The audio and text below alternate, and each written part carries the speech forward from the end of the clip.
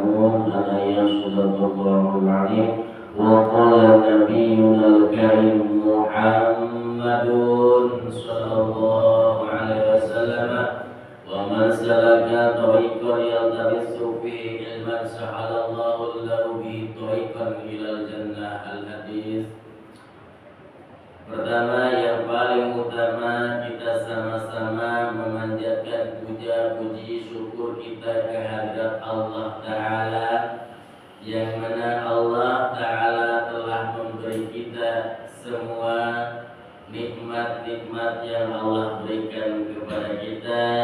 Namun nikmat yang paling tinggi menunggu Allah, yakni nikmat La ilaha illallah Muhammadur Rasulullah, wal masyhur nikmat iman, nikmat Islam, nikmat kesempatan, nikmat ketaatan, pengajian subuh nahan ngantuk. Mudah-mudahan rasa ngantuknya kita, berbagi tidurnya kita, ibadah kepada Allah ini merupakan salah satu nikmat yang bukan untuk kita bangga-banggakan, tapi ini adalah nikmat yang harus kita pertahankan insya Allah. Sholawat serta salamnya semoga selalu tercurah limpahkan kepada kekasihnya Sayyiduna Muhammad Sallallahu Alaihi Wasallam serta keluarga sahabatnya, para pengikutnya, khususnya kita selaku umat akhir zaman yang insyaallah istiqomah di dalam memeluk syariatnya, insyaallah kelak kita bersama syafaatnya. Amin ya rabbal. Al-Mukarramun, segenap para orang tua, para tokoh agama, bil khusus daripada pengurusan mushola Al-Ikhlas, mudah-mudahan ini mushola jadi mereknya Al-Ikhlas, kita semua jamaah di sini ikhlas semua ibadahnya, amin. Sebab kita ibadah sebesar apapun, sebanyak apapun, sehebat apapun, kalau tidak di hati ikhlas karena Allah, maka nol nilainya, tidak ada apa-apanya. Maka ini mushola Al-Ikhlas seakan-akan judulnya mengingatkan kita ibadah harus ikhlas. Wa ma umiru illa liya'budullaha mukhlishina lahud-din. Jadi harus kita ikhlas dalam urusan agama, bukan karena pujian mengharapkan daripada manusia-manusia saja. Sebab di saat kita ibadah yang kita lakukan, pekerjaannya nampak seakan-akan ibadah, akan tetapi niat kita bukan karena Allah, itu namanya riya. Nah, riya itu disebutnya musyrik shogir. Sama juga musyrik, cuma kecil-kecilan. Cuman kalau dibiasakan nanti itu besar itu. Karena kenapa disebut musyrik? Menduakan Allah. Yang seharusnya niat kita tujuannya lurus ke Allah, tapi ada niat selain Allah, berarti kan menduakan Allah. Nah, itu kan musyrik namanya. Nah, makanya mushola Al-Ikhlas mudah-mudahan nolongin kepada kita semua selaku jamaahnya, ibadahnya ikhlas karena Allah. Amin ya rabbal. Gimana bapak-bapak sehat? Ibu-ibu sehat? Ya, bapak-bapak udah ngopi, Pak? Jadi alhamdulillah kita ini dikumpulkan oleh Allah yang Maha Kuasa. Saya gak pernah Pak punya catatan bagian hidup kalau subuh ini harus tercukup berjamaah daripada mushola Al-Ikhlas. Ini saya hanya sebagai badal atau menggantikan guru Ibu Jabal Al-Karam Ustaz Andi. Beliau telepon saya untuk menggantikan. Padahal saya yang terbiasa buka pengajian kayak gini. Cuma kali ini juga Pak. Usahakan. Jadi nggak terbiasa ya. Jadi mohon doa sama jamaah ya, ibu-ibu. Saya masih tahap belajar. Jadi kalau misalkan ada salah-salah ya juga masih tahap belajar, dimaklum aja ya. Tapi insya Allah niat kita adalah satu, mencari ridho Allah lewat taklim, lewat pengajian. Nih ada motivasi untuk kita semua dari Nabi SAW. Ingat, Nabi itu kalau ngomong gak pernah bohong. Yang suka bohong itu adalah saya. Rasul itu gak pernah berdusta, yang banyak dusta itu saya. Rasul bilang kayak ini, man taqala liyata'ala ma kufira lahu qabla ayatuha. Kata Rasulullah, barang siapa yang melangkahkan kakinya selangkah dua langkah, tujuannya mau kemana, mau ngapain tuh? Lihat ta'alama ilma, datang ke mushola Al-Ikhlas, tujuannya mau kajian, mau cari ilmu, mau syiar agama. Itu kata Rasulullah, ghufira lahu qabla ayyatuha, dosanya diampunkan oleh Allah sebelum kakinya dilangkahkan. Amin ya rabbal. Alhamdulillah kita banyak dosa, banyak noda. Dengan adanya pergerakan pengajian ini adalah salah satu upaya untuk kita menjadi hamba Allah yang tubuh ilallah, kembali tobat kepada Allah, mengingat Allah lewat pengajian. Sebab bahaya juga, apalagi di sini meminta ilmu kajiannya fikih. Fikih itu secara bahasa pemahaman. Pemahaman bagaimana tahu tata cara ibadah, gitu. Bagaimana cara ruku, bagaimana sujudnya, bagaimana syarat sholat, ada wudu, gitu kan ya. Cara mensucikan ada sekecil, ada sebanyak gitu. Jadi kalau kita ibadah tanpa paham, artinya tanpa ada, tidak tahu ilmunya, bodoh dalam urusan ibadah. Tuh, status manusia yang bodoh dalam urusan agama dikomentari oleh Syekh Ibnu Ruslan di dalam kitab Nafi Jubar. Kata beliau, wa kullu man bi ghairi ilmi ya'malu amalu mardudatu baru. Jadi artinya barang siapa yang ibadah, baik ibadah itu sholat, zakat, sedekah, haji, umroh yang terlihat dan tidak terlihat yang kita lakukan, yang katanya ini adalah persembahan ibadah kepada Allah, akan tetapi bigoi ilmi, tidak tahu ilmunya, nggak tahu tata cara bagaimana pakai mukenanya, nggak tahu bagaimana tata cara wudu yang benar menurut syariatnya, asal-asalan, bodoh jadi pelihara. Nah, orang semacam ini ibadahnya mardudatun lahu baru ditolak, tidak diterima oleh Allah Subhanahu wa taala. Nauzubillahi min dzalik. Jadi pentingnya kita mengaji inilah menyelamatkan ibadah kita. Jadi ini itu perkenalan saja. Kita bahas secara mendasar saja. Biasa kalau kajian ini sampai jam berapa? Jam 7 ya. Itu sudah jam berapa? Jam 1. Alhamdulillah ini lembur saya kayak gitu. Jadi al-ahkam syariat khamsatu. Hukum syariat itu ada 5 secara ilmu fikih. Wahya al-fardu, al-haramu, as-sunnatu, al-makruhu, al-mubahu. Yang pertama, tapi sebelum kita membahas ini, kita terlebih dahulu membahas daripada bismillah yang berkaitan dengan ilmu fikih. Sebab ini kan pertemuan pertama.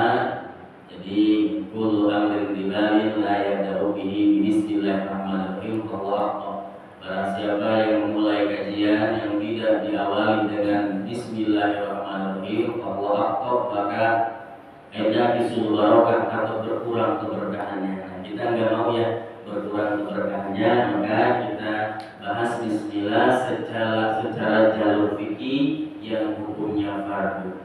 Nah, sekarang kita akan mengetahui dulu apa itu arti definisi fardu. Fardu itu ada yang nanya sama saya, Pak Ustaz, fardu sama wajib itu beda atau sama? Ya sama lah, atau fardu bahasa Arab, wajib bahasa kita ya. Jadi sama, fardu wajib itu sama. Definisinya waladhi yusammu fa'iluhu wa yu'aqamu tariquhu. Itu definisinya. Arti pengertian wajib itu sendiri apabila dilakukan mendapatkan pahala, apabila kita meninggalkannya itu berdosa. Itu wajib. Jadi kita lakukan mendapatkan pahala, kita tinggalkan mendapatkan dosa. Berkaitan dengan bismillahirrahmanirrahim ada hukumnya wajib. Kapan itu bismillah dihukumi wajib secara ilmu fikih? Ketika kita sholat, setelah beres baca takbir niat di dalam hatinya, disunatkan membaca doa iftitah, kemudian disusul dengan rukun qauli yakni baca surat Al-Fatihah. Surat Al-Fatihah tersebut diawali dengan bismillahirrahmanirrahim. Maka bismillahirrahmanirrahim ketika kita sholat, ketika baca Fatihah, secara mazhab Imam Syafi'i hukumnya wajib membaca bismillah di dalam surat Al-Fatihah ketika kita sholat. Ini hukumnya bismillah yang wajib. Jadi kalau kita bermadzhab Imam Syafi'i sholat baca Fatihah kagak baca bismillah, dosa hukumnya. Kenapa? Karena tidak sah sholatnya. Karena Fatihah ini daripada bagian rukun sholat. Kalau Fatihahnya itu salah, Fatihahnya enggak benar, maka sholatnya juga kada sah. Jadi Fatihah itu bagian daripada rukun sholat yang berbangsa qauli, ucapan, bahasa lisan. Jadi seandainya kita bangsa sirkun sholat seperti dhuhr dan asar itu minimalitas terdengar oleh telinga kita sendiri.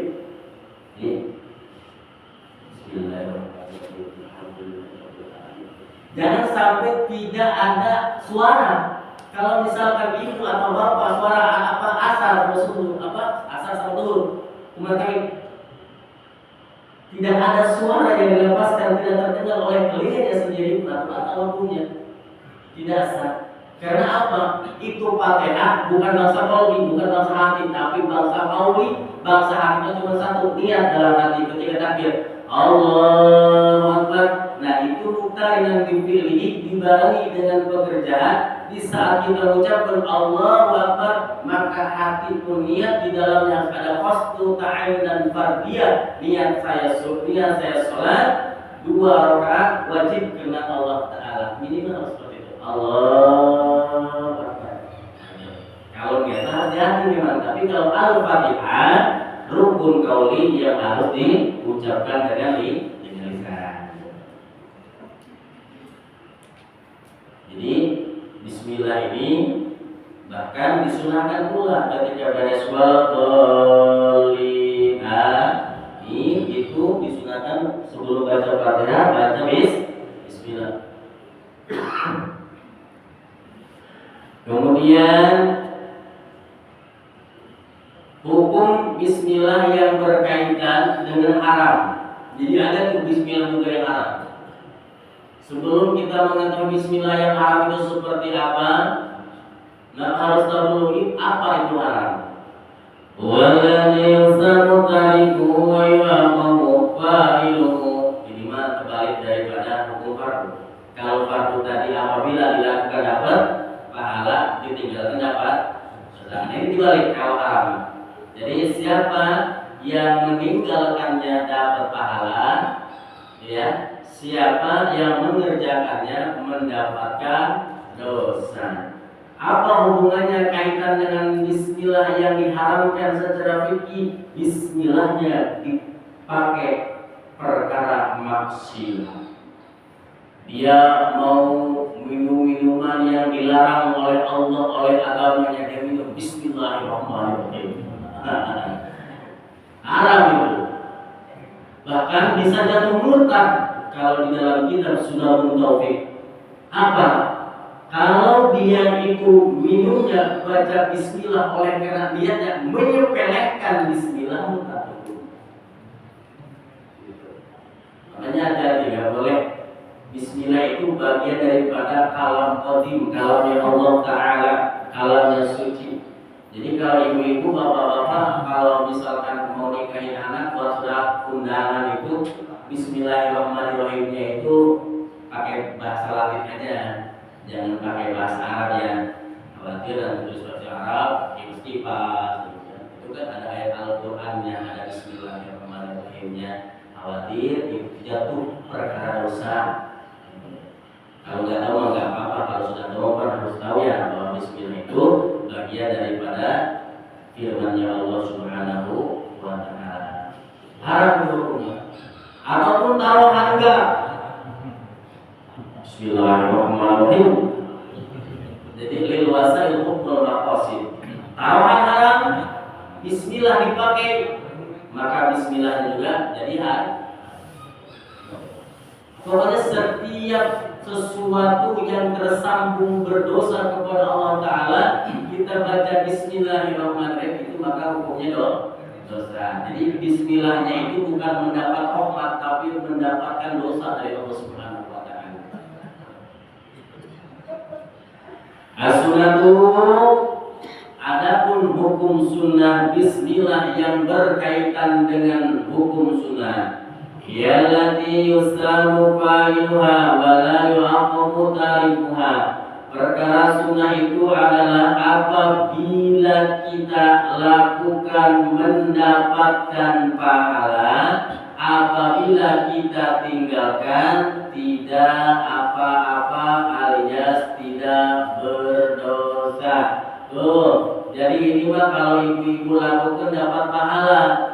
Contohnya apa? Mau aktivitas apapun utamakan kalau bisa membaca bismillah. Mau ngudek kopi sama gula buat suami, bismillahirrahmanirrahim. Biar apa? Biar tidak nampak sifat yang buat kesal sama laki.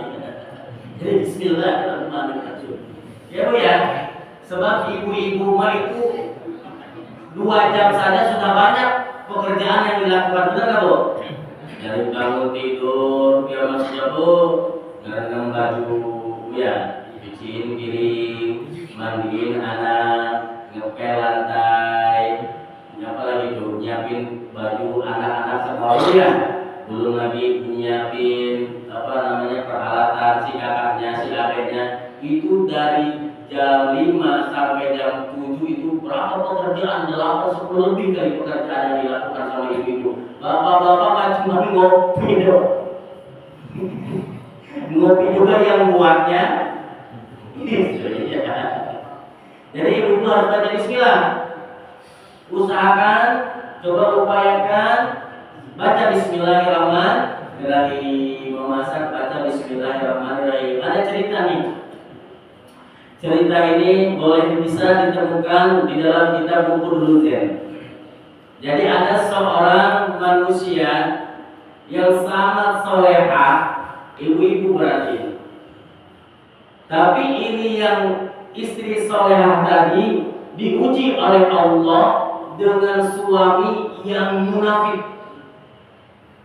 Jadi bukti kesolehaannya daripada si istri tersebut, mau apapun, melakukan apapun, selalu baca bismillah. Dalam aktivitasnya selalu melibatkan Allah. Allah dulu, Allah lagi, Allah terus seperti itu kelakuannya.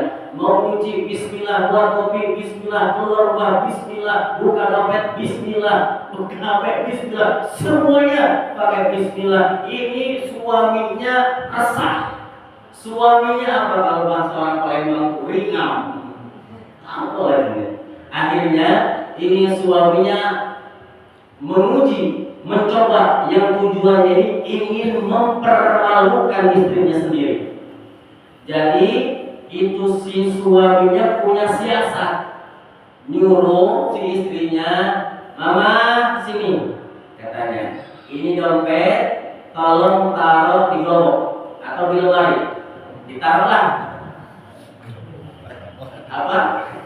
Ditaruhlah isi dompet tersebut di lemari atau di gerobak. Gitu kan? Nah, sudah beberapa hari kemudian itu si suami ngambil dompet yang ada disimpan di lemari. Itu dompetnya yang berisikan uang, tapi uangnya kan mau dibuang nih, dompetnya ke sumur yang ada dalam rumahnya, tapi dompetnya yang dibuang, jangan akan saya, dompetnya dibuang. Jadi sudah tak ada yang namanya dompet di dalam lemari yang disimpan oleh si istrinya, karena udah dibuang sama suaminya. Begitu sudah berlalu waktu, sekiranya udah lupa, dipanggil lagi itu istrinya, "Mama, sini Mas sayang, nih, ada apa-apa?" Bismillahirrahmanirrahim. Ada apa-apa bismillah terus ya. Kalau mah ambilin dompet yang kemarin yang papa suruh mama taruh di lemari. Siapa? Bismillahirrahmanirrahim. Begitu nah ambil kunci Bismillahirrahmanirrahim. Nak ngebuka itu lemari Bismillahirrahmanirrahim. Di sini Allah tidak ridho, tidak ikhlas hamba yang solehah hendak dipermalukan oleh manusia munafik. Akhirnya Allah Subhanahu wa taala mengutus Jibril alaihissalam untuk turun ke permukaan bumi untuk mengambil dompet yang telah dibuang oleh si suaminya untuk dikembalikan ke tempat sedia kalanya. Begitu si istri baca bismillah dengan penuh keyakinan, dengan penuh keagungan di dalamnya, Bismillahirrahmanirrahim, itu dimasukkan tangan ke lemari, ada dompetnya. Itu suaminya sudah nyengir, pegang-pegang, paling-paling tak ada di dompet. Begitu datang ke Bapak, Bismillahirrahmanirrahim, ini dompetnya, Bang, kaget. Kaget suaminya, benar-benar kaget. Ini tidak masuk adat kebiasaan. Ini sesuatu yang aneh luar biasa. Barulah dia di situ sadar, minta ampun sama Allah bahwa Al-Quran ini adalah luar biasa, memohon dan meminta maaf kepada Allah Ta'ala. Akhirnya ini suaminya tobat, ikut kajian di musola Al-Ikhlas. Nggak ada lagi sekarang. Masya Allah. Luar biasa ya. Jadi biasakan baca bismillah. Semangat baca bismillah.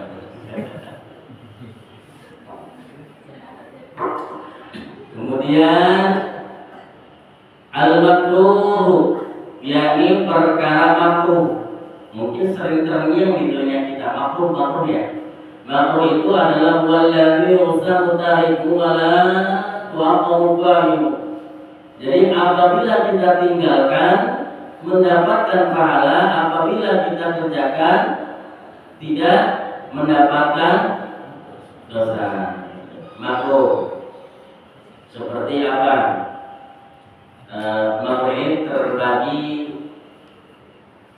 menjadi dua. Ada makruh dzati, ada makruh wasfi. Makruh dzati laisa bi'alatin, tanpa ada ilah. Ini bikinnya ketika kita melihat apa barang kita sendiri. Nah itu makruh hukumnya. Makanya kalau bisa jangan lihat-lihat. Atau suami melihat barangnya istri, makruh hukumnya. Ustaz itu istri sendiri ya, enggak apa-apa, memang cuma makruh hukumnya. Ketika kita tidak melihat itu, ya, maksudnya paham kan? Tidak melihat itu, nah itu hukumnya kita tinggalkan mendapatkan pahala. Tuh kayak Sayyidina Ali karramallahu wajhah, sahabatnya Nabi, dari dia lahir semenjak dia dewasa balik belum pernah melihat daripada kemaluannya sendiri. Makanya gelarnya karramallahu wajhah, wajah yang dimuliakan Allah, dua pasang mata yang ada pada wajahnya yang belum melihat kemaluannya, makanya dimuliakan oleh Allah Subhanahu wa Ta'ala. Jadi melihat daripada kemaluan itu hukumnya makruh, disebutnya makruh dzati. Pakai bismillah, bismillahirrahmanirrahim ya. Makruh hukumnya mentang-mentang pengantin baru. Nah ini bukan porno aksi lagi ngaji ini. Ataupun makruh wasfi, makruh berdasarkan sifat karakter. Kalau sifatnya hilang, makruhnya hilang seperti ngerokok. Makruh itu. Memang sebagai ulama mungkin ada yang mengatakan haram ya. Cuman kalau kita di sini apa wasfi ini menyebabkan berubahnya bau mulut seperti makan bawang putih, makan jengkol mentah, makan petek. Nah itu makruh hukumnya. Yang hobi makan jengkol, stop jengkol berarti berpahala. Yang merokok berhenti merokok sudah berpahala. Tapi awas berhenti merokoknya karena Allah, bukan karena penyakit. Pak Haji nggak merokok lagi sekarang, ya sekarang mah aku nggak boleh lagi sama dokter. Berarti dia mah sama dokter bukan karena Allah. Nggak dapat pahala ya gitu. Pak Haji berarti ngerokok iyalah berhenti. Kenapa? Berarti itu mah karena Allah yang disuruh dialihkan. Karena Allah. Baru berpahala. Tapi kalau misalnya kenapa Pak Haji atau Pak nggak merokok lagi, dapat lagi bengek, berarti itu mah nggak berpahala. Nggak berpahala bukan karena Allah. Karena sesuatu perkara yang dilihatkan karena Allah, maka apa hasilnya juga akan mendapatkan pahala dari Allah. Tapi kalau selain dari Allah, tidak dapat apa-apa. Jadi kalaupun mau berhenti merokok, niatnya harus karena Allah. Haram juga seperti itu. Ada yang dzati, ada yang wasfi. Dzati seperti makan apa sih namanya hewan yang diharamkan oleh Allah Subhanahu wa Ta'ala seperti kalbi wal khinzir, babi dan anjing, itu haram hukumnya. Haramnya haram dzati. Ada lagi haram wasfi.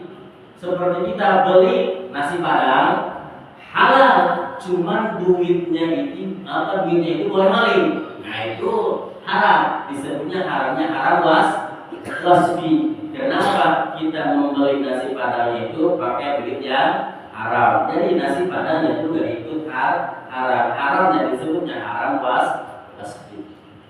Yang nomor 5 yang terakhir al-mubahu, yakni perkara yang boleh-boleh saja. Jadi waladzi laisa fi sawaiqu, jadi tidak dapat pahala, tidak dapat dosa, seperti makan dan minum. Ini hampir mau ditiadakan oleh ulama fikih. Kenapa? Jangan sampai umat Islam, umat Nabi Muhammad melakukan sesuatu tanpa ibadah, tanpa nilai positif. Seperti makan kan itu kan mubah. Akhirnya ini makan jangan jadi perkara yang mubah yang tidak dapat pahala. Artinya apa? Ini makan niatnya karena Allah. Artinya apa? Ketika kita makan, kita punya kekuatan. Nah, kekuatan itu dijadikan untuk ibadah kepada Allah Subhanahu wa taala. Jadi setiap amal ibadah itu bukan berarti yang gambaran itu sholat, zikir, bahagia. Enggak. Ibu-ibu juga itu namanya bapak-bapak keluar cari nafkah kerja yang terlihat itu orang mengejar dunia, tapi itu pahala kalau diniatkannya untuk memberikan nafkah kepada anak dan istrinya. Gitu. Apalagi niatnya tadi bukan untuk nafkahin istri saja, tapi niatnya dalam hati aku kerja untuk membahagiakan, menyenangkan anak dan istri. Insya Allah kalau niatnya seperti itu nanti rezekinya juga akan lebih luas lagi. Amin ya Allah ya Rabbal Alamin. Apalagi itu kemarin beberapa hari yang lalu tanggal 10 Asyura, nah itu sunnah itu memanjakan istri, bawa kemana beli baju, beli tambah uang jajannya, uang belanja jadi tambah. Ya Bu ya? Iya.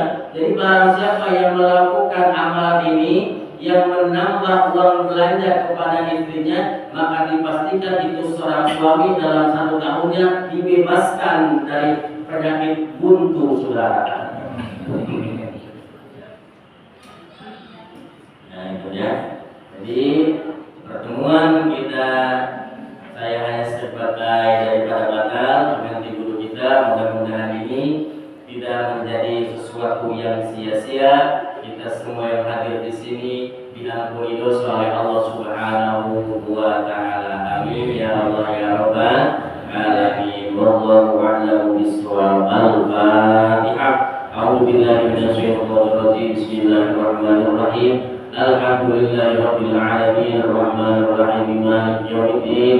Iyyaka na'budu wa iyyaka nasta'in. Ihdinas siratal mustaqim. Siratal ladzina an'amta 'alaihim ghairil maghdubi 'alaihim waladdallin. Amin. Amin ya Allah ya rabbal alamin. Alhamdulillah hamdan yu'affi ni'amahu wa yukafi mazida. Ya rabbana bihamdika wa bil jalali wa zikri wa 'ala sultanika. Al-Musli ala sayyidina Muhammad sallallahu alaihi wa sallam. واستغفر العظم لكل موجود. صلاة تستمك بقلب الإيمان وتحفظ القرآن وتوقع الآية وتفتح بها الرجلات وأمر المعين وأمر النصر لرزقك الكريم وعلى آله وصحبه وسلم. اللهم علما نافعا ورزقا حلالا طيبا مباركا بغير تعب ونصب إنك على كل شيء قدير. ربنا آتنا في الدنيا حسنة وفي الآخرة حسنة وقنا عذاب النار. سبحانك رب العزة عما يصفون. السلام على المرسلين والحمد لله رب العالمين. تقبل منا ومنكم تقبل يا كريم. هذا من فضل ربي ثم السلام عليكم ورحمة الله.